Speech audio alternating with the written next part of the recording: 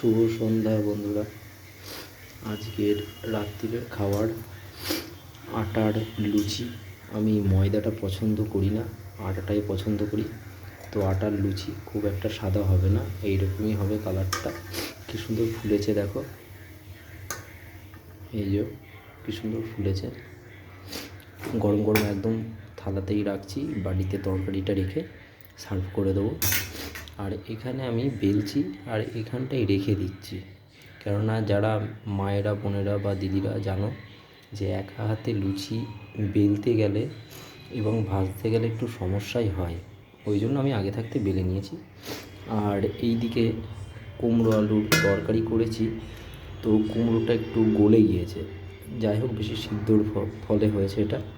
মটরশুঁটি দিয়ে, ধনেপাতা দিয়ে কুমড়োর তরকারিটা করেছি। তো আজকের মতো এইটুকুনি। শুভরাত্রি বন্ধুরা।